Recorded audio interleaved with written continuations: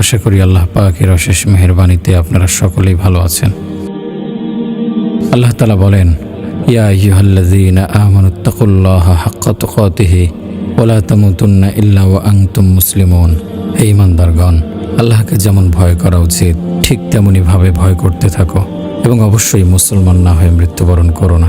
ইয়া আইয়ুহান নাসুত্তাকু রাব্বাকুমুল্লাযী খালাকাকুম মিন নাফসিন ওয়াহিদাতিন ওয়া খালাকা মিনহা যাওজাহা ওয়া বাসসা মিনহুমা রিজালান কাসীরান ওয়া নিসাআ ওয়াত্তাকুল্লাহাল্লাযী তাসাআলুনা বিহি ওয়াল আরহাম ইন্নাল্লাহা কানা আলাইকুম রাকীবা।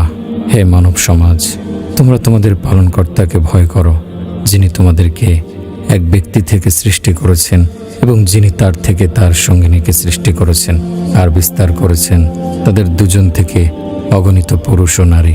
আর আল্লাহকে ভয় করো, যার নামে তোমরা একে অপরের নিকট চেয়ে থাকো এবং আত্মীয় জ্ঞাতিদের ব্যাপারে সতর্কতা অবলম্বন করো। নিশ্চয় আল্লাহ তোমাদের ব্যাপারে সচেতন রয়েছেন। ইয়া আইয়ুহাল্লাযীনা আমানুত্তাকুল্লাহা ওয়া কুলু কাওলান সাদীদা ইউসলিহ লাকুম আ'মালাকুম ওয়া ইয়াগফির লাকুম যুনুবাকুম ওয়া মান ইউতি'ইল্লাহা ওয়া রাসূলাহু ফাকাদ ফাযা ফাওজান আযীমা। হে মুমিনগণ, আল্লাহকে ভয় করো এবং সঠিক কথা বলো। তিনি তোমাদের আমল আচরণ সংশোধন করবেন এবং তোমাদের পাপসমূহ ক্ষমা করবেন। যে কেউ আল্লাহ ও তার রাসূলের আনুগত্য করে সে অবশ্যই মহা সাফল্য অর্জন করবে। রাসূলুল্লাহ সাল্লাল্লাহু আলাইহি ওয়াসাল্লাম বলেন, নিশ্চয় সর্বোত্তম হাদিস কথা হলো আল্লাহর কালাম এবং সর্বোত্তম হেদায়েত হলো রাসূলুল্লাহর হেদায়েত। আর সবচেয়ে নিকৃষ্ট বিষয় হলো নব আবিষ্কৃত বিষয়। প্রতিটি নব আবিষ্কৃত জিনিসই বেদাত, আর প্রতিটি বেদাতই ভ্রষ্টতা, আর প্রতিটি ভ্রষ্টতাই জাহান্নামে নিয়ে যাবে। প্রিয় উম্মাহ, আজ যে বিষয় নিয়ে আপনাদের সামনে কথা বলছি, বিষয়টি নিয়ে আপনাদের সামনে কথা বলতাম না। আমার মোবাইলে একটি মেসেজ এসেছে, এতে আমি নিজে সতর্ক হব এবং আপনাদের সতর্ক করব। বিষয়টি এমন যে আমরা সকলে এই বিষয়ে গাফেল রয়েছি। রাসূলুল্লাহ সাল্লাল্লাহু আলাইহি সাল্লাম ওই বিষয়টি নিয়ে অনেক বেশি পরিমাণে আলোচনা করতেন। সাহাবায়ে কেরামদের অন্তর ছিল জীবিত, তা সত্ত্বেও তারা এই বিষয়ে অনেক বেশি আলোচনা করতেন। আর আমাদের অন্তর গাফেল, উদাসীন, দুনিয়ার প্রতি আকৃষ্ট। আল্লাহর শপথ করে বলছি, এ বিষয়ে আমাদের মাঝে অনেক আলোচনা প্রয়োজন। মেসেজটি ছিল, গত মাসে রিয়াদের মাত্র 4টি কাফন ঘরে 737 জন মানুষকে গোসল দেওয়া হয়েছে। কথাটা আবার শুনুন, গত মাসে রিয়াদের মাত্র 4টি কাফন ঘরে 737 জন মানুষকে গোসল দেওয়া হয়েছে। তাহলে সারা দেশে কত কাফন ঘর রয়েছে, তাতে গোসল দেওয়া মৃতের সংখ্যা কত? এখানে সেখানে দৈনিক কত মানুষ মৃত্যুবরণ করছে, তার সংখ্যা কত? মৃত্যু চিরসত্য, মৃত্যু চিরসত্য। প্রতিনিয়ত কেউ না কেউ মরছে, কিন্তু অধিকাংশ মানুষই মৃত্যু সম্পর্কে গাফেল, উদাসীন।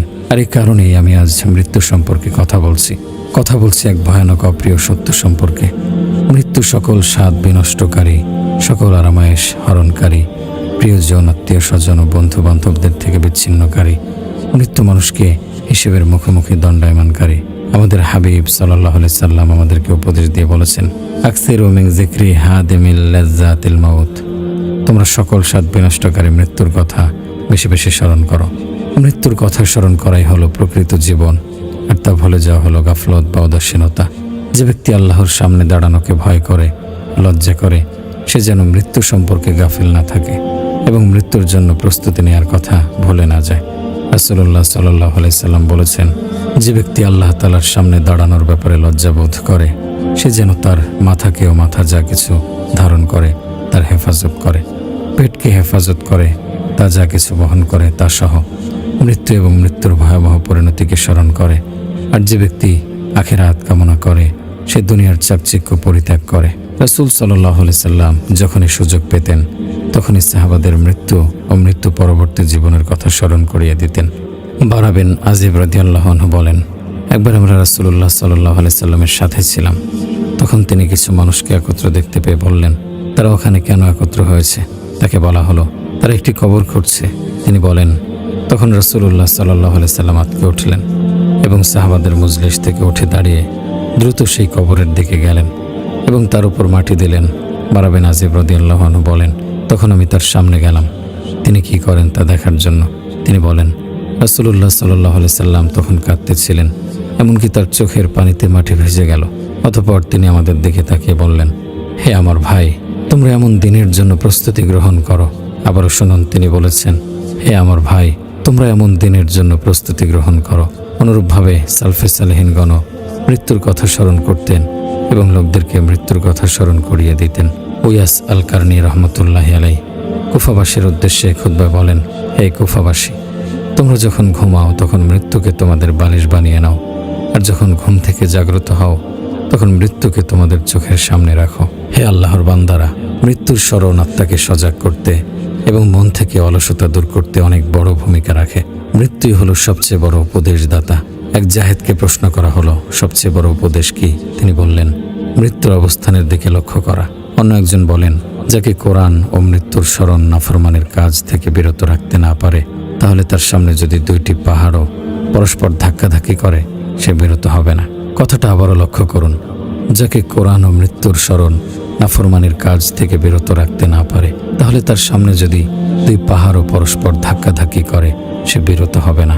নিশ্চয় কবর জিয়ারত, জানাজায় শরীক হওয়া, মৃত ব্যক্তিকে দেখতে যাওয়া, মৃত্যুর যন্ত্রণার কথা স্মরণ করা এবং মৃত্যু পরবর্তী অবস্থান কল্পনা করা দুনিয়ার সকল স্বাদ বিনষ্ট করে দেয়, অন্তর থেকে সকল উদাসীনতা দূর করে দেয়।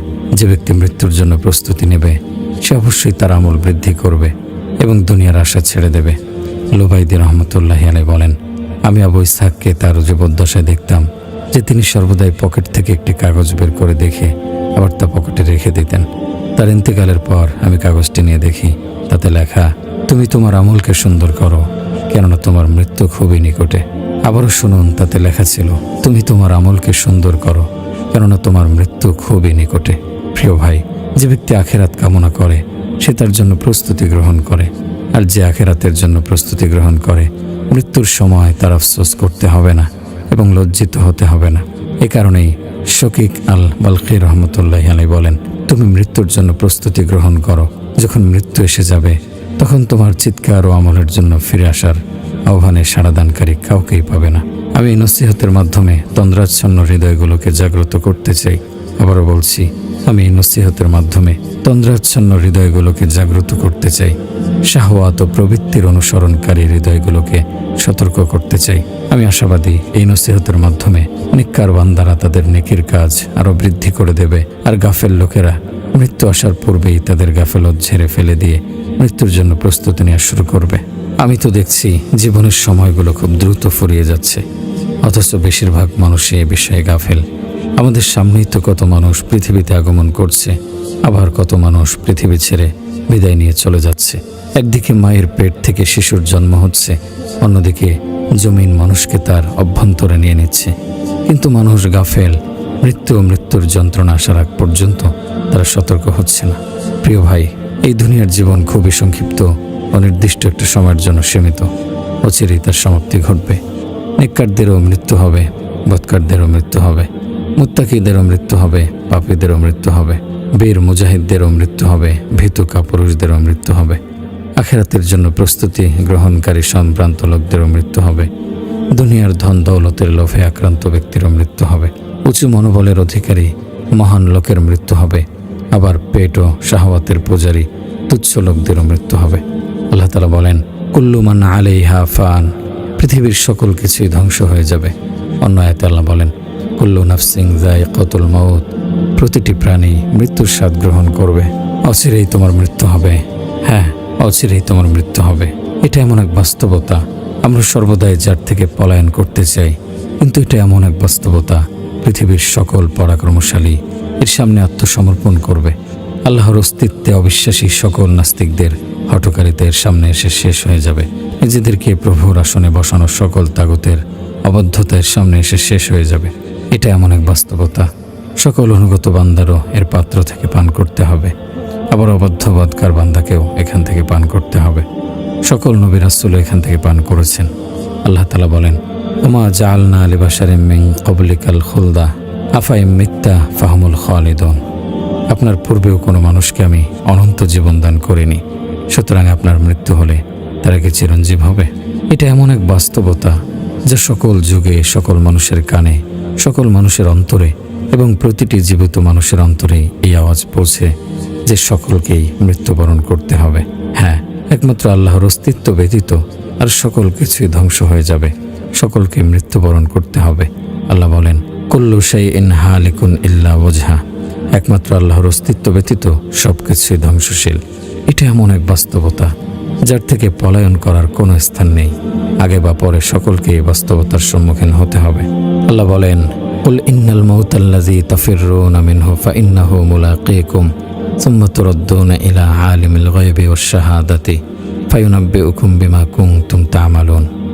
বলুন, তোমরা যে মৃত্যু থেকে পলায়ন পর, সেই মৃত্যু অবশ্যই তোমাদের মুখোমুখি হবে। অতঃপর তোমরা দৃশ্য অদৃশ্যের জ্ঞানী আল্লাহর কাছে উপস্থিত হবে।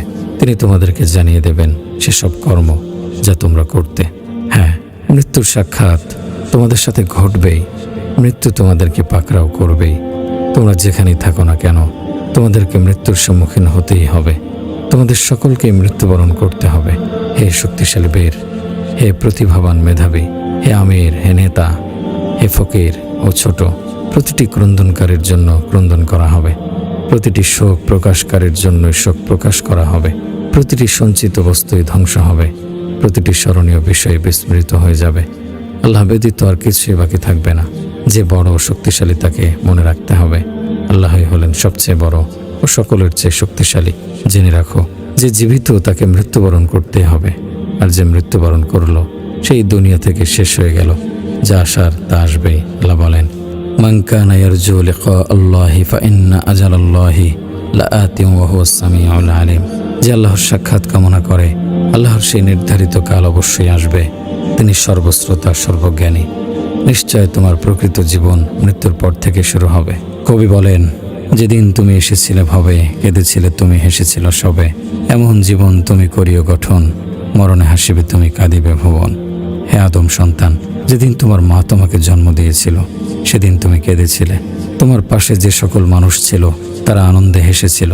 সুতরাং তুমি নিজের জন্য এমন আমল করো, তোমার মৃত্যুর দিনে যখন তারা কাঁদবে তখন তুমি আনন্দে হাসবে। জেনে রাখো, এই দুনিয়াতে চিরজীবন বেঁচে থাকার কোনোই পথ নেই। আবারও বলছি, জেনে রাখো, এই দুনিয়াতে চিরজীবন বেঁচে থাকার কোনোই পথ নেই। সকলেই মৃত্যুবরণ করবে। আলী রাদিয়াল্লাহু আনহু বলেন, যদি কেউ চিরজীবন বেঁচে থাকার কোনো সিঁড়ি পেত অথবা মৃত্যু থেকে পলায়ন করার কোনো পথ পেত, তাহলে অবশ্যই তিনি হতেন সুলাইমান বিন দাউদ আলাইহিস সালাম, যাকে মানব ও জিনজাতির রাজত্ব দেয়া হয়েছিল। সাথে সাথে তাকে নবুয়ত আল্লাহর অধিক নৈকট্যশীল বান্দাদের অন্তর্ভুক্ত করা হয়েছিল। অতঃপর যখন তার হায়াত শেষ হলো, এই দুনিয়াতে থাকার সময় ফুরিয়ে এলো, তখন মৃত্যুর ফেরেশতা তার কাছে এলো এবং তার জান কবজ করে নিয়ে গেল। তার ঘর ও রাজত্ব শূন্য পড়ে রইল। আল্লাহ বলেন, আর আমি সুলাইমানের অধীন করেছিলাম বায়ুকে, যা সকালে 1 মাসের পথ এবং বিকালে 1 মাসের পথ অতিক্রম করত। আমি তার জন্য গলিত তামার এক ঝর্ণা প্রবাহিত করেছিলাম। কতক জিন তার সামনে কাজ করত তার পালনকর্তার আদেশে। তাদের যে কেউ আমার আদেশ অমান্য করবে, আমি জ্বলন্ত অগ্নির শাস্তি আস্বাদন করাবো।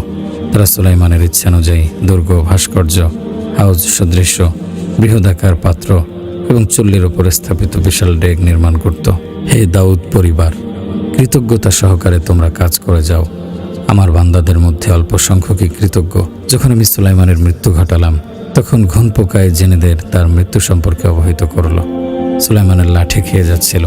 যখন তিনি মাটিতে পড়ে গেলেন, তখন জেনেরা বুঝতে পারল যে অদৃশ্য বিষয়ের জ্ঞান থাকলে তারা এই লাঞ্ছনাপূর্ণ শাস্তিতে আবদ্ধ থাকত না। আল্লাহর বান্দারা, আমি তোমাদের মাত্র একটি বয়ানি করছি, আর তা হলো মৃত্যু।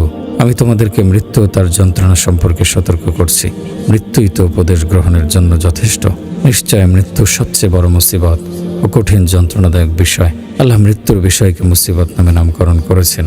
আল্লাহ বলেন, হে মুমিনগণ, তোমাদের মধ্যে যখন কারো মৃত্যু উপস্থিত হয়, তখন ওসিয়ত করার সময় তোমাদের মধ্য থেকে ধর্মপরায়ণ 2 জনকে সাক্ষী রেখো। তোমরা সফরে থাকলে এবং সে অবস্থায় তোমাদের উপর মৃত্যুর মুসিবত উপস্থিত হলে তোমরা তোমাদের ছাড়াও 2 ব্যক্তিকে সাক্ষী রেখো। যদি তোমাদের সন্দেহ হয়, তবে উভয়কে নামাজের পর থাকতে বলবে। অতঃপর উভয়ে আল্লাহর নামে কসম খাবে যে আমরা এই কসমের বিনিময়ে কোনো উপকার গ্রহণ করতে চাই না, যদিও কোনো আত্মীয় হয়, এবং আল্লাহর সাক্ষ্য আমরা গোপন করব না। এমত অবস্থায় কঠোর গুনাহগার হব। নিশ্চয় মৃত্যু হলো সবচেয়ে বড় মুসিবত ও সবচেয়ে কঠিন বিপদ। এ থেকে বাঁচার কোনোই পথ নেই। তবে বান্দা যদি আল্লাহর অনুগত হয়, তার শরীয়ত অনুযায়ী আমলকারী হয়, তাহলে তাকে মুসিবত ও বিপদ থেকে আল্লাহ হেফাজত করবেন। নিশ্চয় মৃত্যুর পর কিয়ামতের দিন সকল ভেদ প্রকাশ পেয়ে যাবে এবং সকল সম্পর্ক ছিন্ন হয়ে যাবে। মানুষ বিভিন্ন বিষয়ে আকাঙ্ক্ষা করতে থাকবে, কিন্তু তার এই আকাঙ্ক্ষা তার কোনোই কাজে দেবে না। আল্লাহ বলেন, ওয়াজি ইয়াউমা ইযিন বিজাহান্নাম ইয়াউমা ইযিন ইয়াতাযাক্কারুল ইনসানু ওয়া আন্না লাহু যিকরা ইয়াকুলু ইয়া লাইতানি কদ্দামতু লি হায়াতি। এবং সেদিন জাহান্নামকে আনা হবে। সেদিন মানুষ স্মরণ করবে, কিন্তু এই স্মরণ তার কি কাজে আসবে? সে বলবে, হায়, এই জীবনের জন্য আমি যদি কিছু অগ্রে প্রেরণ করতাম। কিয়ামতের দিন মানুষের প্রকৃত ঠিকানা জানা যাবে। হয়তো সে চিরসুখের জান্নাতে যাবে, হয়তো জাহান্নামে। এক ব্যক্তি বলেছেন, আমি আমার এক পাপিষ্ঠ বন্ধুর মৃত্যুর সময় তার কাছে উপস্থিত ছিলাম। সে আল্লাহর দিন থেকে পলায়ন করেছিল এবং তার আদেশগুলো অমান্য করত। তার মৃত্যুর সময় আমি তাকে প্রশ্ন করলাম, তুমি কেমন আছো? তখন উত্তরে সে বলল, আমি জাহান্নামে প্রবেশ করতে যাচ্ছি। সে বলল, আমিও অমুক অমুক জাহান্নামে প্রবেশ করতে যাচ্ছি। তুমি যদি আল্লাহর দিকে ফিরে না যাও, তাহলে তুমিও জাহান্নামে প্রবেশ করবে। নিশ্চয় মৃত্যুই হলো সবচেয়ে বড় উপদেশ দানকারী। মৃত্যু হলো আখিরাতের প্রথম পদক্ষেপ। যে মৃত্যুবরণ করলো তার কিয়ামত শুরু হয়ে গেল। রাসূলুল্লাহ সাল্লাল্লাহু আলাইহি সাল্লাম বলেন, আল কবরু আউয়ালু মানাজিলিল আখিরাহ। কবর হলো আখিরাতের প্রথম মঞ্জিল। সুতরাং আমাদের প্রকৃত বাসস্থান সামনে। মৃত্যুর পর আমাদেরকে তা দেয়া হবে। পূর্ববর্তী সেই সকল ক্ষমতাধর রাজা বাদশাহ ও প্রতাপশালী লোকগুলো কোথায়, যাদেরকে অঢেল সম্পদ ও ক্ষমতা দেয়া হয়েছিল? তারা নিজেদের সম্পদ ও ক্ষমতার উপর নির্ভর করে আখিরাতকে ভুলে গিয়েছিল। তারা এই নিকৃষ্ট দুনিয়ার প্রতি আকৃষ্ট হয়ে মৃত্যুর স্মরণ থেকে দূরে থেকেছিল। কিন্তু যখনই তারা এই তুচ্ছ দুনিয়া নিয়ে আনন্দ উল্লাসের চূড়ান্তে পৌঁছেছে, মৃত্যু তখনই তাদের মধ্যে তার নখর প্রবেশ করিয়েছে। হে ভাই, তুমি এদের দেখো ও উপদেশ গ্রহণ করো। ফাহতাবিরু ইয়া উলিল আবসার। হে জ্ঞানীগণ, তোমরা উপদেশ গ্রহণ করো। কত জালেম দুনিয়া থেকে বিদায় নিল, কত ধনী কোটিপতি দুনিয়া ছেড়ে চলে গেল। মৃত্যুর সময় এক টুকরো কাফন ছাড়া তাদের সাথে আর কিছুই যায়নি। হায়, সেই দুর্গন্ধযুক্ত বিপদ সংকুল গৃহে তারা শুধু এক টুকরো কাফন নিয়ে প্রবেশ করলো। আহ, তুমি যদি দেখতে মৃত্যুর সময় কতটা কষ্ট হয়েছিল। ব্যথা কষ্টে তার সুন্দর চেহারা পরিবর্তিত হয়ে গিয়েছিল। হে গাফেল, এখনই তুমি সতর্ক হও, মৃত্যুর জন্য প্রস্তুতি নাও। বিশ্বাস করো, মৃত্যু খুবই নিকটে। হে গাফেলদের পথের পথিক, হে জাহেলদের পথ নিয়ে সন্তুষ্ট ব্যক্তি, কখন এই শক্ত হৃদয়কে সিক্ত করে নরম বানাবে? কখন দুনিয়ার বিনিময়ে আখিরাত ক্রয় করবে? হায়, মৃত্যুর পর কোথায় যাবে? আল্লাহ তাআলা ওই ব্যক্তির উপর রহম করুন যে মৃত্যুর বিষয়ে গুরুত্ব দেয় এবং এর জন্য প্রস্তুতি গ্রহণ করে। আমি মাটিকে জিজ্ঞেস করলাম, আমি চলে আসার পর তোমার মধ্যে রেখে আসা মানুষদের নিয়ে তুমি কি করো? সে আমাকে উত্তরে বলে, তার সুঘ্রাণকে আমি দুর্গন্ধে পরিণত করি, যা তোমাকে কষ্ট দেয়। আমি তার সুন্দর নিয়ামতপ্রাপ্ত দেহটাকে খেয়ে ফেলি। যে বন্ধু ইন্তেকাল করেছে আজ সে কোথায়? তার সেই অঢেল সম্পদ আজ তার কি কাজে আসছে? প্রতিটি মানুষ কবরে তার আমল ব্যতীত অন্য কিছু নিয়ে যেতে পারবে কি? আজ সেই ব্যক্তি কোথায় যে তার প্রাসাদের স্বাচ্ছন্দ্যে জীবন কাটিয়েছে? তাকে কি কবরে নামতে হয়নি? আহ, তুমি যদি জানতে তার কি অবস্থা হয়েছে। কবরে তার লাশ পচে গলে গিয়েছে এবং কবরে তার লাশ ক্ষয়ে নিঃশেষ হয়ে গেছে। তার বন্ধু ও প্রিয়জনরা তাকে ফেলে এসেছিল, এখন তারা তাকে ভুলে গেছে। তার সেই দাস দাসী আর চাকর বাকর আজ কোথায়, যাদের ছাড়া তার এক মুহূর্ত চলত না? সেই সুখ আর স্বাচ্ছন্দ্যের জীবন আজ কোথায়? আল্লাহর শপথ, সে যা কিছু করেছে সবই রেখে গেছে। এখন লজ্জা ও আফসোস তাকে উদ্ধার করবে না এবং তা তার কোনো কাজেও আসবে না। আমি আপনাদের নসিহত করছি, মৃত্যু হিসাব দিবস আসার পূর্বে সতর্ক হন। আয়াহসাবুল ইনসানু আন ইউতরাকা সুদা। মানুষ কি ধারণা করে যে তাকে এমনি এমনি ছেড়ে দেওয়া হবে? নিশ্চয় মৃত্যুর পর হয়তো জান্নাত নয়তো জাহান্নাম। ফাতাবিরু ইয়া উলিল আবসার। সুতরাং হে জ্ঞানীরা, তোমরা শিক্ষা গ্রহণ করো। ইবনু কাইয়িমিল জাওজিয়া রাহমাতুল্লাহি আলাইহি বলেন, মনে হচ্ছে পূর্বে যারা গত হয়েছে তুমি তাদের সংবাদ শোনোনি। যারা রয়ে গেছে যুগ তাদের কি দশা করছে তা মনে হয় তুমি দেখোনি। তুমি যদি না জানো তাহলে জেনে রাখো, ওইটাই তাদের অবসান, যেখানে ধুলোবালি জমে একাকার হয়ে আছে। আমি আপনাদের নসিহতি করছি, নিশ্চয় জ্ঞানী তো সেই যে পরিণামের প্রতি লক্ষ্য রাখে, আর জাহেল তো সেই যে এলোপাথারি চলতে থাকে কিন্তু পরিণামের প্রতি তার কোনোই খেয়াল নেই। কত সূর্য ডুবে গেল অথচ তুমি গাফেলি রয়ে গেলে। কত রাতের পর ভোর এলো আর তুমি সেই অন্ধকারে ডুবে রইলে। আল্লাহ তোমার মধ্যে কত পরিবর্তন আনলেন আর তুমি সেই গুনাহ আর অবাধ্যতায় মেতে রইলে। কত হিসেবের খাতা যে তুমি গুনাহের মাধ্যমে পরিপূর্ণ করলে, আর ফেরেশতারা এখনও তা লিখেই চলছে। তোমার পরিজনের জান কবজের মাধ্যমে মৃত্যু কতবার যে তোমাকে সতর্ক করলো, অথচ তুমি খেলতামাশায় মেতে রইলে। নেশার ঘোর কাটিয়ে সজাগ হও, তোমার কবরে নামার দৃশ্য স্মরণ করো স্মরণ করো আত্মীয় স্বজন তোমাকে একা ফেলে চলে আসবে। স্মরণ করো ওই সকল জবানের জন্য শত আফসোস, যেই জবান গুনাহের কথা বলে। কিভাবে তুমি ভুলে রইলে। মহান রব্বুল আলামিনের সতর্কবাণী, আল-ইয়াওমা নাখতিমু আলা আফওয়াহিহিম, আজ আমি তাদের মুখকে সিলগালা করে দেব। সে হাতের প্রতি শত আফসোস, যে হাত হারাম কাজে ব্যবহৃত হয়। কিভাবে তুমি রব্বুল আলামিনের এই সতর্কবাণী ভুলে রইলে। ওয়াতুকাল্লিমুনা আইদিহিম, তাদের হাত আমার নিকট সাক্ষ্য দেবে। সে পায়ের প্রতি শত আফসোস, যেই পা হারাম কাজের দিকে অগ্রসর হয়। কিভাবে তুমি এই আয়াত ভুলে থাকো। ওয়াতাশহাদু আরজুলুহুম, এবং সাক্ষ্য দেবে তাদের পাগুলো। আফসোস, শত আফসোস এমন দেহের প্রতি, যে দেহ সুদ ঘুষের সম্পদ ভক্ষণ করে বেড়ে উঠেছে। কিভাবে তুমি এই হাদিস অনুধাবন করতে ব্যর্থ হলে। হারাম ও অবৈধ সম্পত্তির উপর যেই শরীর গড়ে ওঠে, জাহান্নামে তার জন্য উপযুক্ত স্থান। এক লোকের মৃত্যুর পর তার একজন নিকট আত্মীয় তাকে স্বপ্নে দেখল। তখন সে তাকে জিজ্ঞেস করলো, তোমার কি অবস্থা? সে বলল, আমরা সেই মহান বিষয়ে লজ্জিত। আমরা জানতাম কিন্তু আমল করতাম না, আর তোমরাও জানো কিন্তু আমল করো না। আল্লাহর শপথ করে বলছি, একবার বা দুইবার সুবহানাল্লাহ বলা, একটা বা দুইটি রুকু করা আমাদের নিকট দুনিয়া ও দুনিয়ার মধ্যে যা কিছু আছে তার চেয়ে উত্তম। এত এত ওয়াজ নসিহত এবং কোরআনের আয়াত আমাদের মধ্যে কি কোনো প্রভাব ফেলে? দয়াময় আল্লাহর কালামের প্রভাব আমাদের জীবনে কোথায়? আল্লাহ তোমাকে হেফাজত করুন। তুমি আল্লাহর এই আয়াত শোনো এবং এ নিয়ে চিন্তা করো। আল্লাহ তাআলা বলেন, আফারাআইতা ইম্মাত্তা'নাহুম সিনিনা সুম্মা জাআহুম মা কানু ইউআদুন মা আগনা আনহুম মা কানু ইউমাত্তাউন। আপনি ভেবে দেখুন তো, যদি আমি তাদেরকে বছরের পর বছর ভোগ বিলাস করতে দেই, অতঃপর যে বিষয়ে তাদেরকে ওয়াদা দেয়া হতো তা তাদের কাছে এসে পড়ে, তখন তাদের ভোগ বিলাসকে তাদের কোনো উপকারে আসবে? সালাফদের একজন এই আয়াত তেলাওয়াত করে কেঁদে দিলেন এবং বললেন, মানুষ যখন মৃত্যুবরণ করবে তখন এই আনন্দ আর নিয়ামত তার কোনোই কাজে আসবে না। হে 20 বছরের যুবকেরা, তোমার বয়সী অনেকেই তোমাকে রেখে ইন্তেকাল করেছে। হে 30 বছরের যুবক, তুমি তো পূর্ণ যৌবনে উপনীত হয়েছ আর মনে করছো যে তোমার কোনো আফসোস নেই। হে 40 বছরের লোক, তারুণ্য চলে গেছে আর এখনো তুমি খেলতামাশায় মেতে আছো। হে 50 বছরের অর্ধবৃদ্ধ, তুমি তো কর্তৃত্ব প্রায় ফসলের মতোই। তোমার জীবন থেকে 100 বছরের অর্ধেক চলে গেল, কিন্তু এখনো জীবনের সাথে ইনসাফ করছো না। হে 60 বছরের বৃদ্ধ, হিসেবের দিকে ছুটে এসো। তুমি তো মৃত্যুর গর্তে পতিত হওয়ার উপক্রম হয়ে গেছো। হে 70 বছরের বৃদ্ধ, তুমি কি অগ্রে প্রেরণ করলে আর কি পেছনে রেখে গেলে? হে 80 বছরের অতিবৃদ্ধ, এখনো কি অজর পেশ করবার মতো তোমার সামনে সময় রয়ে গেছে? আল্লাহর শপথ করে বলছি, আবারও আল্লাহর শপথ করে বলছি, আজ যে কাঁধে অন্যের লাশ বহন করলো, অচিরেই মানুষ তার লাশ কাঁধে বহন করবে। আজ যে ব্যক্তি কবর জিয়ারতে গেল, অচিরেই সে সেই কবরে প্রবেশ করবে, কিন্তু তখন আর কবর থেকে বের হতে পারবে না। আজ যে বাড়িতে ফিরে গেল, অচিরেই এমন দিন আসবে যখন সে বাড়ি থেকে বের হবে, কিন্তু আর বাড়িতে ফিরে যেতে পারবে না। ওমর রাদিয়াল্লাহু আনহু সর্বদা এই কথা বলতেন এবং বারবার বলতেন, প্রতিদিনই মানুষ বলে অমুক মারা গেছে, অচিরেই এমন দিন আসবে যেদিন মানুষ বলবে ওমর মারা গিয়েছে। ওমর রাদিয়াল্লাহু আনহু মারা গেছেন, কিন্তু তিনি কিভাবে মারা গেছেন? প্রিয় ভাই, ভাবো, বিশ্বাস করো, মৃত্যু চিরসত্য, তার থেকে পলায়ন করার কোনো সুযোগ নেই।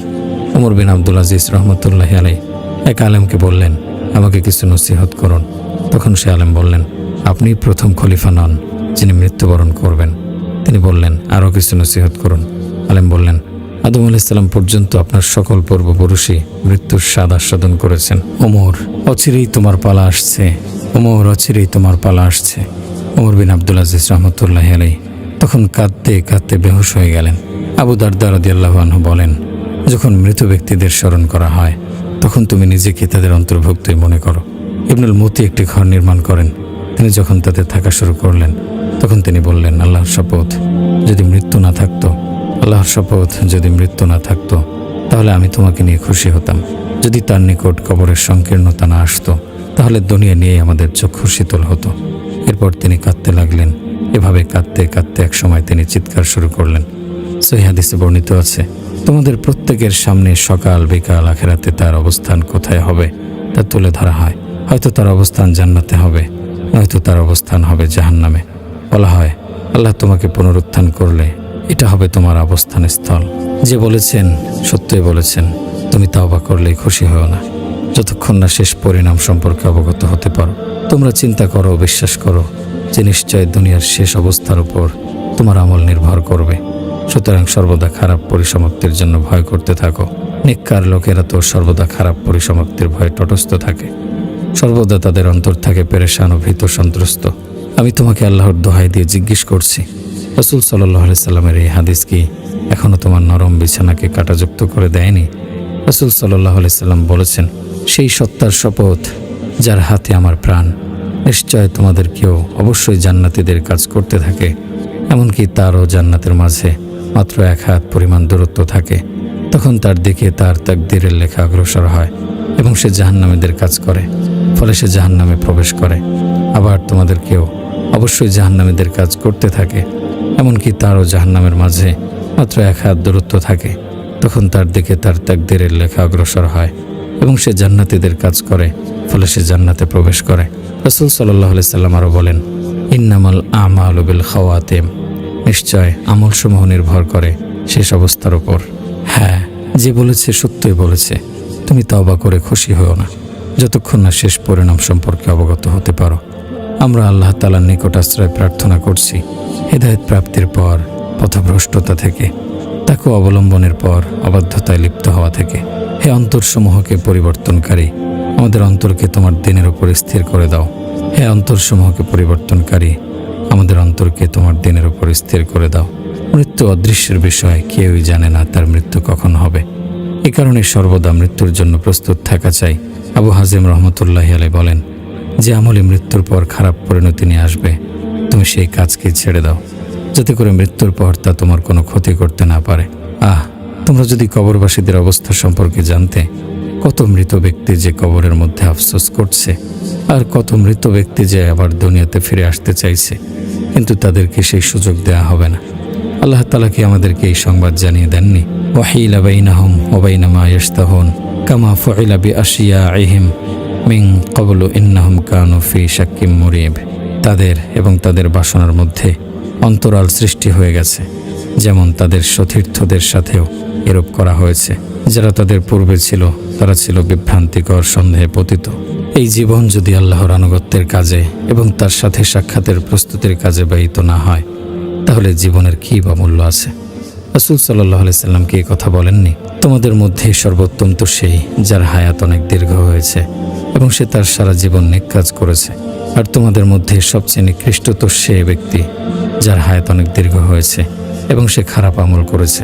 মাইমুন বিন মেহরান বলেন, তওবাকারী অনেক কাজে ব্যয়কারী ব্যতীত এই জীবনের কোনোই মূল্য নেই।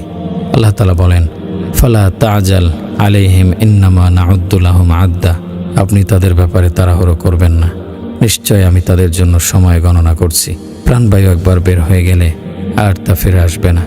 চোখের এক পলক ফেললে দয়াময় আল্লাহর সামনে যাওয়ার আগ পর্যন্ত আর দ্বিতীয় পলক ফেলতে পারবে না।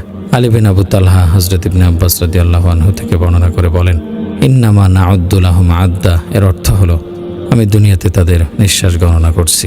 একবার আল্লাহ তাআলার এই বাণী নিয়ে চিন্তা ফিকির করো। আল্লাহ বলেন, আল্লাযী খালাকাল মাউতা ওয়াল হায়াতা লিয়াবলুয়াকুম আইয়ুকুম আহসানু আমালা ওয়া হুয়াল আজিজুল গফুর, যিনি সৃষ্টি করেছেন মরণ ও জীবন, যাতে তোমাদেরকে পরীক্ষা করেন কে তোমাদের মধ্যে কর্মে শ্রেষ্ঠ, তিনি পরাক্রমশালী ক্ষমাময়। এখানে মৃত্যুকে জীবনের আগে আনা হয়েছে এ কথা বোঝানোর জন্য যে প্রকৃত জীবন হলো আখিরাতের জীবন, যা মৃত্যুর পর থেকে শুরু হবে। ফুজালা বিন উবাইদ রাদিয়াল্লাহু আনহু বর্ণনা করেন, রাসূল সাল্লাল্লাহু আলাইহি সাল্লাম বলেছেন, হে আল্লাহ, যে ব্যক্তি আপনার প্রতি ঈমান এনেছে এবং এই সাক্ষ্য দিয়েছে যে আমি আপনার রাসূল, তার কাছে আপনি আপনার সাক্ষাৎকে প্রিয় করে দিন, তার বিচারকে সহজ করে দিন এবং তার দুনিয়াকে কমিয়ে দিন। আর যে আপনার প্রতি ঈমান আনেনি এবং এই সাক্ষ্য দেয়নি যে আমি আপনার রাসূল, তার কাছে আপনার সাক্ষাৎকে প্রিয় করবেন না, তার বিচারকে সহজ করবেন না এবং তাকে দুনিয়া বেশি করে দিয়ে দিন। মানুষ দুনিয়াতে 3 ধরনের: 1, দুনিয়ার মাধ্যমে প্রতারিত, দুনিয়ার ভোগবিলাসে মত্ত। 2, শুরু থেকেই আখিরাত সম্পর্কে সচেতন, তওবাকারী। 3, আরিফ বিল্লাহ, শেষ পরিণতি সম্পর্কে সদা সজাগ বা অবগত। দুনিয়ার মাধ্যমে প্রতারিত, দুনিয়ার ভোগবিলাসে মত্ত ব্যক্তি মৃত্যুর কথা ভুলে থাকে, মৃত্যুকে স্মরণ করে না। তার সামনে মৃত্যুর আলোচনা করলে সে তা অপছন্দ করে, কারণ এর মাধ্যমে তার ভোগবিলাস শেষ হয়ে যাবে। বেচারা অচিরে মৃত্যুবরণ করবে, সে মৃত্যু পছন্দ করুক বা না করুক। তওবাকারী ব্যক্তি বেশি বেশি মৃত্যুর স্মরণ করে, সে সর্বদাই বিষয়ে সতর্ক থাকে, অভীত সন্ত্রস্ত থাকে, যে না জানি তওবা পূর্ণ করার পূর্বেই এবং আখিরাতের প্রস্তুতি সম্পন্ন করার পূর্বেই তার মৃত্যু চলে আসে। এমন লোকের কোনো সমস্যা নেই, কারণ সে তো তার আখিরাতের প্রস্তুতির পথেই আছে। আরেফ বিল্লাহ শেষ পরিণতি সম্পর্কে সদা সজাগ বা অবগত, সে সর্বদা মৃত্যুর কথা স্মরণ করে, কারণ সে তার হাবিবের সাথে সাক্ষাতের প্রতিশ্রুতিপ্রাপ্ত। প্রেমিক কখনো প্রেমাস্পদের সাক্ষাতের সময়ের কথা ভুলে থাকে না। হুযায়ফা রাদিয়াল্লাহু আনহু মৃত্যুর সময় বলেন, হাবিব এসেছে দরিদ্র অবস্থায়, লজ্জা আমার কোনো কাজে আসবে না।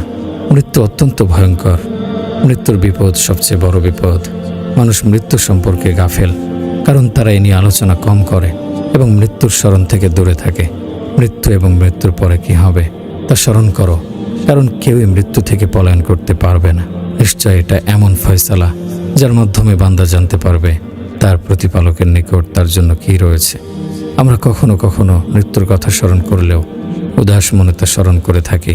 তুমি একটি কবরস্থানের সামনে গিয়ে দাঁড়াও, পূর্বেই তোমার যে নিকটাত্মীয়রা এই কবরের বাসিন্দা হয়ে গেছে তাদের কথা স্মরণ করো। চিন্তা করো মাটির নিচে এখন তাদের অবস্থা কি হয়েছে।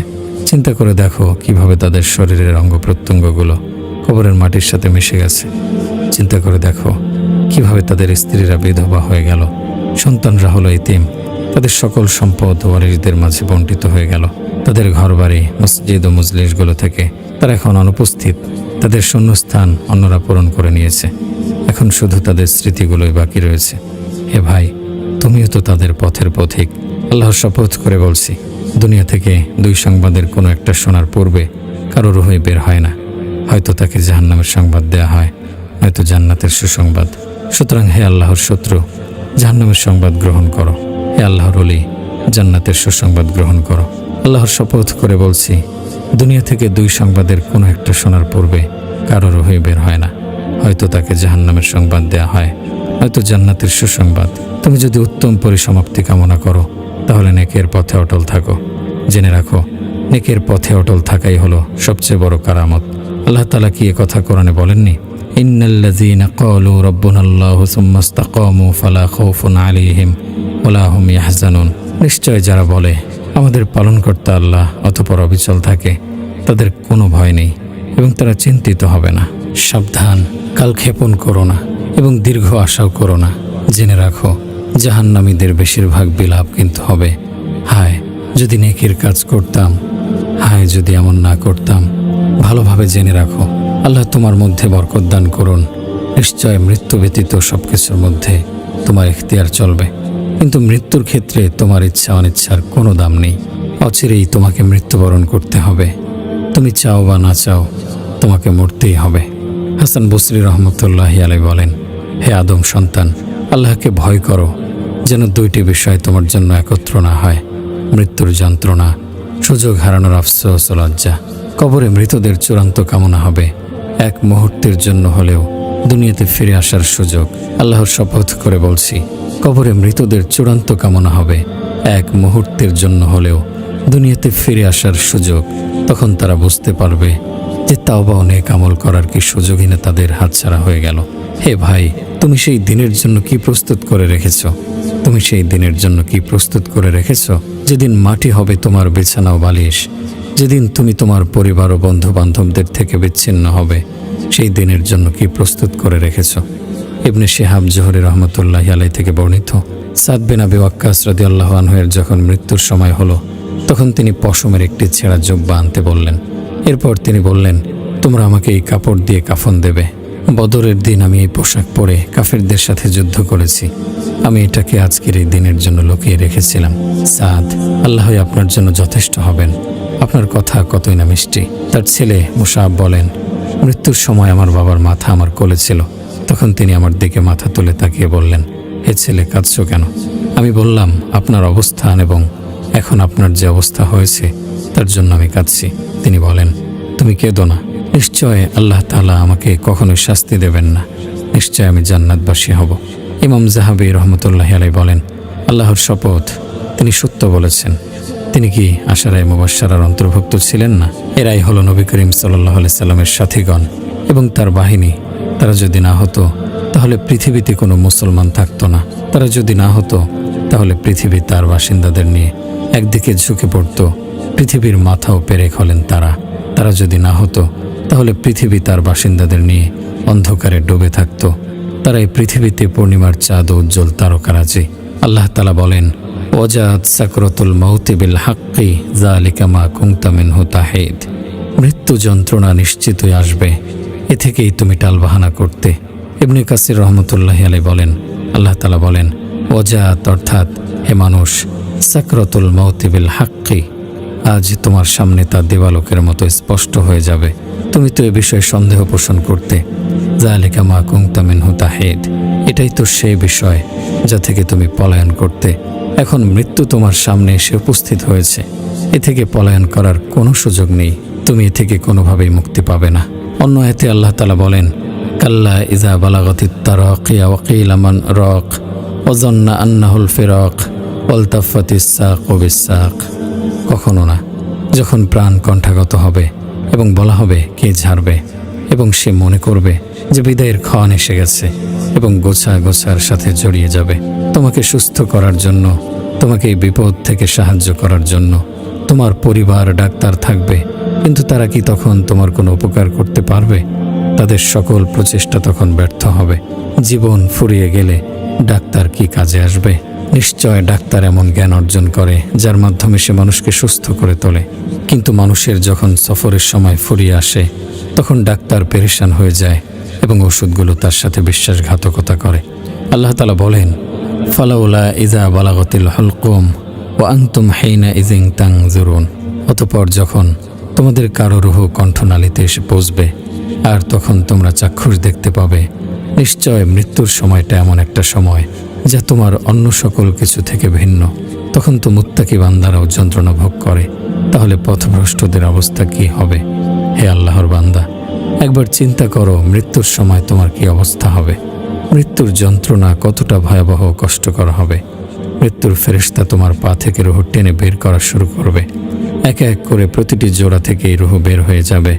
প্রথমে তোমার পা ঠান্ডা হয়ে যাবে, তারপর ঠান্ডা হবে তোমার হাত, অতঃপর তোমার ঠোঁট শুকিয়ে যাবে, এরপর তোমার চোখ দুটো স্থির হয়ে যাবে, তারপর তোমার রুহ কণ্ঠনালীতে এসে পৌঁছবে। ফালাউলা ইযা বালাগাতিল হুলকুম ওয়া আনতুম হিনা ইযিন তানজুরুন। অতঃপর যখন তোমাদের কারো রুহ কণ্ঠনালীতে এসে পৌঁছবে আর তখন তোমরা চাক্ষুষ দেখতে পাবে, জানাজার দিনটি হবে উত্তম লোকদের জন্য শান্তির দিন, কাফের মুশরিক অবাধ্যদের থেকে মুক্তি পাওয়ার দিন। আবু কাতাদা রাদিয়াল্লাহু আনহু থেকে বর্ণিত, একবার রাসূলুল্লাহ সাল্লাল্লাহু আলাইহি সাল্লাম এর পাশ দিয়ে একটি জানাজা নিয়ে যাওয়া হলো। তিনি তা দেখে বললেন, মুশতারি অথবা মুশতারাহুন মিনহু, অর্থাৎ সে শান্তিপ্রাপ্ত অথবা তার থেকে শান্তিপ্রাপ্ত। লোকেরা জিজ্ঞাসা করল, ইয়া রাসূলুল্লাহ, মুশতারি ও মুশতারাহুন মিনহু এর অর্থ কি? তিনি বললেন, মুমিন বান্দা মরে যাওয়ার পর দুনিয়ার কষ্ট ও যন্ত্রণা থেকে মুক্তি পেয়ে আল্লাহর রহমতের দিকে পৌঁছে শান্তিপ্রাপ্ত হয়, আর গুনাহগার বান্দা মরে যাওয়ার পর তার আচার আচরণ থেকে সকল মানুষ, শহর, বন্দর, গাছপালা ও প্রাণীকুল শান্তিপ্রাপ্ত হয়। সে তার অবাধ্যতার মাধ্যমে সৃষ্টি জীবকে কত যে কষ্ট দিয়েছে। সুতরাং তোমার অবস্থান কেমন হবে যখন তোমাকে কাঠের খণ্ডের উপর রাখা হবে এবং তোমাকে গোসল দেয়া হবে, তোমাকে ওলট পালট করা হবে, তখন তোমার অবস্থা কি হবে? তুমি তখন তো কোনো কিছুই করতে পারবে না। অতঃপর তোমার অবস্থা তখন কেমন হবে যখন তোমাকে কাঁধে বহন করা হবে? তোমাকে সুসংবাদ দেয়া হবে না দুঃসংবাদ? তোমাকে তখন কিসের মাধ্যমে সম্বোধন করা হবে? আবু সাঈদ খুদরি রাদিয়াল্লাহু আনহু থেকে বর্ণিত, রাসূল সাল্লাল্লাহু আলাইহি সাল্লাম বলেছেন, যখন জানাজা খাটে রাখা হয় এবং পুরুষরা তার কাঁধে বহন করে নেয়, তখন সে নেককার হলে বলতে থাকে, আমাকে সামনে এগিয়ে নিয়ে যাও, আর নেককার না হলে সে বলতে থাকে, হায় আফসোস, তোমরা এটাকে কোথায় নিয়ে যাচ্ছ? মানব জাতি ব্যতীত সবাই তার চিৎকার শুনতে পায়। মানুষেরা তা শুনলে সংজ্ঞা হারিয়ে ফেলত। এবার শোনো, অনুগত মুমিন বান্দাদেরকে মৃত্যুর সময় কি কি সুসংবাদ দেয়া হবে। তার প্রথম ও সবচেয়ে বড় সুসংবাদ হলো, মৃত্যুর ফেরেশতা আল্লাহর পক্ষ থেকে তার নিকট সালাম পৌঁছাবে। অতঃপর মৃত্যুর ফেরেশতা তাকে জান্নাতের সুসংবাদ দেবে, আর তখনই মৃত্যুর পূর্বেই সে জানতে পারবে জান্নাতে তার অবস্থান কোথায় হবে। এরপর একের পর এক ফেরেশতারা তার নিকট সুসংবাদ নিয়ে আসতেই থাকবে। সে দেখতে পাবে রহমতের ফেরেশতারা হাস্যোজ্জ্বল হয়ে তাকে অভিনন্দন জানাতে আসছে। তখন খুব সহজেই তার রূহ বের হয়ে যাবে। তার জান কবজের সময় অনেক ফেরেশতা তার সাথে থাকবে, তাকে অভয় দেবে। তাকে ফেরেশতারা জান্নাতের কাফন পরিধান করাবে, জান্নাতের সুগন্ধি মেখে দেয়া হবে। অতঃপর তার থেকে উত্তম ও পবিত্র ঘ্রাণ বের হতে থাকবে। ফেরেশতারা তাকে সুন্দর সুন্দর নামে ডাকতে থাকবে। অতঃপর ফেরেশতারা তাকে নিয়ে আকাশের দিকে রওনা হবে। সপ্ত আসমানে তার রূহ পৌঁছা পর্যন্ত ফেরেশতারা তার সাথে থাকবে। তখন পৃথিবী তার জন্য ক্রন্দন করতে থাকবে, কারণ সে তার পিঠের ওপর বিচরণ করেছে, তার উপর হাঁটা চলা করেছে, এবং আকাশের সেই দরজাগুলো তার জন্য ক্রন্দন করতে থাকবে। যেই দরজা দিয়ে তার নেক আমল আকাশে উঠেছে, তাকে সবচেয়ে বড় সম্মাননা দেয়া হবে।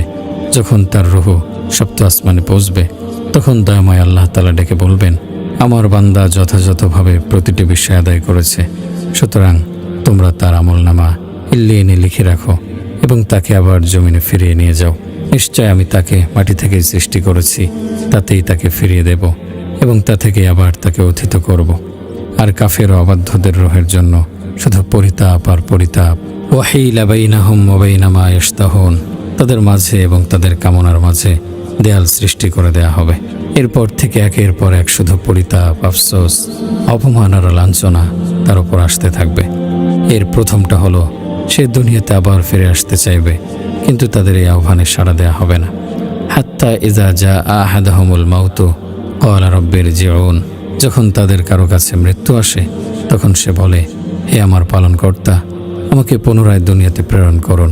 অতঃপর সে যখন মৃত্যুর ফেরেশতা এবং আযাবের ফেরেশতাদের চাক্ষুষ দেখতে পাবে, বলবে, ইয়াউমা ইয়ারাউনাল মালাইকাতা লা বুশরা ইয়াউমা ইযিল লিল মুজরিমিনা ওয়া ইয়াকুলুনা হিজরাম মাহজুরা। যেদিন তারা ফেরেশতাদেরকে দেখবে, সেদিন অপরাধীদের জন্য কোনো সুসংবাদ থাকবে না, এবং তারা বলবে, কোনো বাধা যদি তা আটকে রাখত। এরপর থেকে তাকে ভৎসনা করা হবে। ফাকাইফা ইযা তাওফাতহুমুল মালাইকাতু ইয়াদরিবুনা উজুহাহুম ওয়া আদবারহুম, ফেরেশতা যখন তাদের মুখমণ্ডল ও পৃষ্ঠদেশে আঘাত করতে করতে প্রাণহরণ করবে, তখন তাদের অবস্থা কেমন হবে? ওয়ালাউ তারা ইয ইয়াতাওয়াফাল্লাযীনা কাফারু আল মালাইকাতু ইয়াদরিবুনা উজুহাহুম ওয়া আদবারহুম ওয়াযুকু আযাবাল হারিক যালিকা বিমা কদ্দামাত আইদীকুম ওয়া আন্নাল্লাহা লাইসা বিযাল্লামিল লিল আবিদ। আর যদি তুমি দেখো, যখন ফেরেশতারা কাফেরদের জান কবজ করে, প্রহার করে তাদের মুখে এবং তাদের পশ্চাৎ দেশে, আর বলে, জ্বলন্ত আযাবের স্বাদ গ্রহণ করো, এই হলো সেসবের বিনিময় যা তোমরা তোমাদের পূর্বে পাঠিয়েছ নিজের হাতে। বস্তুত এটি এজন্য যে আল্লাহ বান্দার উপর জুলুম করেন না। অতঃপর তাকে বলা হবে, হে খবিসাত্তা, লাঞ্ছিত হয়ে বের হও এবং কণ্টকময় বিস্বাদ ফল আর ফুটন্ত পুজ ও ঘাম পান করার সুসংবাদ গ্রহণ করো। তার আত্মাকে টেনে হিচড়ে বের করা হবে, এতে তার শরীরের প্রতিটি রগ ও জোড়াগুলো খুলে খুলে যাবে। অতঃপর ফেরেশতারা তাকে অভিশাপ দিতে থাকবে। আসমানের দরজাগুলো তাকে রেখে বন্ধ করে দেয়া হবে। তাকে নিকৃষ্ট সব নামে আহ্বান করা হবে। তার শরীর থেকে নিকৃষ্ট পচার দুর্গন্ধ বের হতে থাকবে। অতঃপর তাকে ডেকে বলা হবে, সে মিথ্যুক, জমিনের তলদেশে সিজ্জিনে তার আমলনামা লিখে রাখো। এমন ক্ষতি ও লাঞ্ছনার পরও কি আর কোনো ক্ষতি ও লাঞ্ছনা রয়েছে? জাহান্নামে তার অবস্থান স্থল তাকে দেখানো হবে। তার জন্য কবরকে সংকীর্ণ করে দেয়া হবে। সে চিৎকার করে বলতে থাকবে, হে আমার প্রতিপালক, আপনি কিয়ামত কায়েম করবেন না। হে আমার প্রতিপালক, আপনি কিয়ামত কায়েম করবেন না। জনক কবি বলেন, আমি তোমার সাথে কথা শুরু করছি, আর কথাটি অত্যন্ত কষ্টের ও বেদনার। একদিন আমি শোয়ার বিছানা বাসস্থানের জায়গা ছেড়ে পৃথক হয়ে যাব। আল্লাহর দোহাই দিয়ে বলছি, আমাকে বলো, কবরে প্রথম রাতে আমার অবস্থা কি হবে? আব্দুল্লাহ বিন আইজার রাদিয়াল্লাহু আনহু বলেন, বনি আদমের অবশ্যই দুটি ঘর নির্মাণ করতে হয়, একটি জমিনের উপরে, একটি জমিনের নিচে। সে প্রথমে জমিনের উপরের ঘর নির্মাণ কাজে হাত দেয় এবং তা খুব উন্নতভাবে নির্মাণ করে ও সুন্দর করে সাজায়। তার একটি দরজা দেয় দক্ষিণ দিকে, একটি উত্তর দিকে, একটি তার মধ্যে শীত ও গরমের উপযোগী বিভিন্ন সামগ্রী রাখে। অতঃপর সে মাটির নিচের ঘর নির্মাণে হাত দেয়, কিন্তু সে তাকে অত্যন্ত খারাপ ও নিম্নভাবে নির্মাণ করে। অতঃপর তার নিকট একজন এসে তাকে বলে, তুমি কি এই ঘর দেখেছ? এই ঘর যাকে তুমি এত সুন্দর করে নির্মাণ করলে, তাতে তুমি কতদিন থাকবে? সে বলে, আমি জানি না। তাকে আবার জিজ্ঞেস করে, এই যে ঘর তুমি খারাপভাবে নির্মাণ করলে, তাতে তুমি কতদিন থাকবে? সে বলে, এটাই তো আমার আসল ঘর। তাকে তখন আগন্তুক বলবে, এটা তোমার আবাসস্থল। এটা যদি তোমার প্রকৃত আবাসস্থল হয়ে থাকে, তাহলে তোমাকে কি জ্ঞানী বলা যায়? যদি সুস্থ মস্তিষ্কের অধিকারী লোকেরা জানতো কবরে তার কী ধরনের মুসিবতের শিকার হতে হবে। তাহলে সেই মূল্যবান দিনগুলোর জন্য অবশ্যই সে পরিশ্রম করত। সেদিনের ভয়ে অবশ্যই সে আমল করত, যেদিন অন্তর ও চক্ষুকে উল্টে দেয়া হবে। মরার আগে হও হুঁশিয়ার, বুদ্ধি যদি থাকে কবর তোমার খুবই কাছে, নিত্যই যে সে ডাকে। বিষণ্ণ এক বিষাদ বেলায় জড়িয়ে তোমায় নেবে, ধূসর ধুলির আধার তলে সবই পাল্টে দেবে। একলা রবে মাটির ঘরে, রইবে না কেউ সাথে, রইবে শুধু আমলনামা কবরবাসীর সাথে। মালিক বিন দিনার রহমতুল্লাহি আলাইহি বলেন, আমরা একবার হাসান রহমতুল্লাহি আলাইহির সাথে এক জানাজায় উপস্থিত ছিলাম। তখন তিনি এক লোককে বলতে শুনলেন, মৃত ব্যক্তি কে? হাসান বসরি তখন তাকে বললেন, সে আমি, তুমি, আমরা সকলে মৃত। হে ভাই, পরিতাপ ও আফসোস করার পূর্বেই তুমি সতর্ক হও, গাফলতের ঘুম ছেড়ে সতর্ক হও। স্মরণ করো তোমার কবরে নামার সময়ের কথা, তোমার পরিবার পরিজন তোমাকে ছেড়ে চলে যাওয়ার কথা। গাফলতের ঘুম ছেড়ে উঠে দাঁড়াও এবং বলো, আমি তওবা করছি। এবং সময় ফুরিয়ে যাওয়ার পূর্বেই নিজের প্রকৃত জীবনের জন্য পুঁজি সংগ্রহ করে নাও। মৃত্যুর চালক দ্রুত গাড়ি চালিয়ে যাচ্ছে, মৃত্যু তোমার খোঁজ করছে। কবরস্থানকে তার অধিবাসী সম্পর্কে জিজ্ঞেস করো, কবরকে জিজ্ঞেস করো তাতে অবস্থানকারীর অবস্থা সম্পর্কে। যৌবনের পরে বার্ধক্য ব্যতীত কি অন্য কিছু আছে? সুস্থতার বিপরীতে অসুস্থতা ব্যতীত কি কিছু আছে? জীবনের বিপরীতে মৃত্যু ব্যতীত কি অন্য কিছু আছে? আজ তুমি তোমার ঘরে শান্তিতে থাকছো, আগামীকাল তোমাকে কবরের অধিবাসী হতে হবে। হে সুস্থতার কারণে প্রতারিত ব্যক্তি, তুমি কি দেখনি কত সুস্থ মানুষ মৃত্যুবরণ করছে? হে দীর্ঘ সুযোগ প্রাপ্তির মাধ্যমে প্রতারিত ব্যক্তি, তুমি কি দেখছো না কোনো কারণ ছাড়াই কত মানুষকে উঠিয়ে নেওয়া হচ্ছে? আল্লাহর শপথ করে বলছি, অচিরেই তোমাকে কবরে একাকী থাকতে হবে। তোমার মুখের ভেতরে মাটি ঢুকে যাবে, কীট পতঙ্গ তোমার গোশত হাড্ডি বিদীর্ণ করে ফেলবে। তুমি তোমার আমলের বন্ধক হিসেবে থাকবে। সুতরাং তোমার পূর্বে যারা মৃত্যুবরণ করেছে তাদের মাধ্যমে শিক্ষা গ্রহণ করো। আল্লাহর শপথ করে বলছি, তুমি তাদের মাধ্যমে শিক্ষা গ্রহণ না করলে অচিরেই তোমাকে লজ্জিত হতে হবে। সালাতের ব্যাপারে তোমার স্বেচ্ছাচারিতার কারণে তোমাকে লজ্জিত হতে হবে। সময় নষ্ট করার কারণে তোমাকে লজ্জিত হতে হবে। তখন লজ্জা তোমার কোনোই কাজে আসবে না। অহুম ইয়াস্তারিখুনা ফিহা রব্বানা আখরিজিনা না'মাল সালিহান গায়রাল্লাযী কুন্না না'মালু আওয়ালাম নুআম্মিরকুম মা ইয়াতাযাক্কারু ফিহি মান তাযাক্কারা ওয়া জাআকুমুন নাযীরু ফাযুকু ফামা লিয-যালিমিনা মিন নাসির। সেখানে তারা আর্তচিৎকার করে বলবে, হে আমাদের পালনকর্তা, বের করুন আমাদেরকে, আমরা সৎ কাজ করব, পূর্বে যা করতাম তা করব না। আল্লাহ বলবেন, আমি কি তোমাদেরকে এতটা বয়স দেইনি যাতে যা চিন্তা করার বিষয় চিন্তা করতে পারতে? উপরন্তু তোমাদের কাছে সতর্ককারীও আগমন করেছিল। অতএব আস্বাদন করো, জালেমদের জন্য কোনো সাহায্যকারী নেই। তুমি তোমার প্রয়োজনীয় পাথেয় সংগ্রহ করো, কারণ মৃত্যু বান্দার একটি নির্ধারিত সময়ে আসবেই। তুমি যতই গুনাহ করো না কেন, জীবিত থাকা অবস্থাতেই তওবা করো। মৃত্যুর পূর্বেই তুমি সতর্ক হয়ে যাও। পাথেয় ছাড়া যাত্রা শুরু করলে অচিরেই তুমি লজ্জিত হবে। অচিরেই তুমি লজ্জিত হবে। যখন তোমার ডাক এসে যাবে, তুমি হতভাগাদের অন্তর্ভুক্ত হবে। তুমি কি এতে সন্তুষ্ট হবে যে তুমি এমন এক কওমের সাথে যাত্রা করবে যাদের সকলেরই পাথেয় থাকবে, আর তুমি থাকবে পাথেয়হীন, রিক্তহস্ত? হারিস বিন ইদ্রিস বলেন, আমি দাউদ আত-তাইকে বললাম, আমাকে নসিহত করুন। তিনি বললেন, মৃত্যুর সৈনিকরা তোমার জন্য অপেক্ষা করছে। অনেক সংক্ষিপ্ত কিন্তু অত্যন্ত গুরুত্বপূর্ণ নসিহত। জিয়াদ বিন আবদুল্লাহ আন-নুমাইরি রহমতুল্লাহি আলাইহি বলতেন, আমি যদি জানতাম আমার মৃত্যু কখন হবে তাহলে আমি দীর্ঘ সময় বিষণ্ণ থাকার ব্যাপারে স্বাধীন থাকতাম। কিন্তু আমি যখন জানি না যে আমার মৃত্যু কখন হবে, তা কি সকালে হবে না বিকেলে, আজ হবে না কাল, তাহলে আমার অবস্থা কেমন হওয়া উচিত? আব্দুর রহমান বিন ইয়াজিদ তার কোনো এক গাফেল সাথীকে বলেন, হে অমুক, বর্তমানে তুমি যে অবস্থায় আছো, এই অবস্থায় তোমার মৃত্যু হলে এটা কি তুমি পছন্দ করবে? না। তাহলে যে অবস্থায় মৃত্যু হলে তুমি সন্তুষ্ট হবে, সেদিকে ফিরে যাওয়ার নিয়ত করছো কি? এখনও আমার অন্তর সেদিকে ফিরে যেতে আগ্রহী হয়নি। মৃত্যুর পরে কি এমন কোনো ঘর আছে যেখানে বসে আমল করা যাবে? না। এই অবস্থায় মৃত্যুবরণ করলে নিরাপদ থাকবে বলে তুমি কি বিশ্বাস করো? না। তিনি তখন বললেন, আল্লাহর শপথ করে বলছি, আমি এমন কোনো জ্ঞানী দেখিনি যে এই অবস্থার উপর সন্তুষ্ট থাকতে পারে। এটাই কি আমাদের অবস্থা নয়? আমাদের বেশিরভাগ মানুষের অবস্থা হলো সালাত আদায় না করে ঘুমিয়ে থাকি এবং গুনাহ ও অবাধ্যতার কাজে দুঃসাহস দেখাই। আরেকটি প্রশ্ন, আমি তোমাকে জিজ্ঞেস করছি, তুমি কি তোমার বর্তমান অবস্থানে সন্তুষ্ট? মৃত্যু যদি এখনই তোমার কাছে চলে আসে, তাহলে তুমি কি মৃত্যুর জন্য প্রস্তুত আছো? তুমি কি প্রস্তুত আছো? হে গাফেল, এখনো শৈথিল্য প্রদর্শন করছো। আগামীকালই তো তোমার মৃত্যুর ঘোষণা করা হবে। তোমার মৃত্যু আসার পূর্বেই সাইয়্যিদুল মুরসালিন সাল্লাল্লাহু আলাইহি সাল্লামের নসিহত গ্রহণ করো। ইবনে আব্বাস রাদিয়াল্লাহু আনহু থেকে বর্ণিত, তিনি বলেন, রাসূলুল্লাহ সাল্লাল্লাহু আলাইহি সাল্লাম এক লোককে নসিহত করে বলেছেন, তুমি 5টি বিষয়ের পূর্বেই 5টি বিষয়কে কাজে লাগাও। বার্ধক্য আসার পূর্বেই যৌবনকালকে কাজে লাগাও। অসুস্থ হওয়ার পূর্বেই সুস্থতাকে কাজে লাগাও। দরিদ্রতা আসার পূর্বেই সচ্ছলতাকে কাজে লাগাও। ব্যস্ততা আসার পূর্বেই অবসর সময়কে কাজে লাগাও। মৃত্যু আসার পূর্বেই জীবনকে কাজে লাগাও। হে ভাই, এখনো সময় আছে। নিজেকে সংশোধন করো। আল্লাহ তোমার পেছনের গুনাহ মাফ করবেন এবং সামনের বিষয়গুলো সংশোধন করে দেবেন। তা না হলে তোমার অতীত ও ভবিষ্যতের জন্য তোমাকে পাকড়াও করা হবে। আমরা কখন জীবনের মূল্য বুঝব? আমরা যখন চাক্ষুষ মৃত্যুকে দেখব, তখন আমরা জীবনের মূল্য বুঝব। কিন্তু তখন এই বোঝা আমাদের কি কাজে আসবে? আমরা তখন চিৎকার করে আল্লাহকে ডাকতে থাকব, কিন্তু আমাদের ডাকে কোনো সাড়া দেয়া হবে না। হে আল্লাহর বান্দারা, আল্লাহকে ভয় করো। হে আল্লাহর বান্দারা, আল্লাহকে ভয় করো। তোমার পূর্বে যারা চলে গেছে, তাদের থেকে শিক্ষা গ্রহণ করো। বিচার দিবসের ভয়াবহতাকে ভয় করো।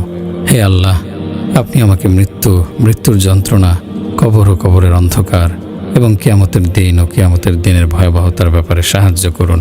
হে আল্লাহ, মৃত্যুর পূর্বে একনিষ্ঠভাবে তওবা করার তৌফিক দাও আমাদের। মৃত্যুর সময় আমাদেরকে শাহাদাত নসিব করো এবং মৃত্যুর পর আমাদের প্রতি দয়া করো। হে আল্লাহ, আমাদেরকে তওবাকারীদের অন্তর্ভুক্ত করুন এবং আমাদেরকে পবিত্রদের অন্তর্ভুক্ত করুন, যাদের কোনো ভয় নেই এবং যারা দুঃখিত হবে না। হে আল্লাহ, আমাদের নিকট ঈমানকে প্রিয় বানিয়ে দিন এবং তা আমাদের অন্তরে সুসজ্জিত করে দিন। কুফর, ফিস্ক, অবাধ্যতাকে আমাদের নিকট অপছন্দনীয় করে দিন। হে আল্লাহ, আপনি আমাদেরকে হেদায়েত প্রাপ্তদের অন্তর্ভুক্ত করে দিন।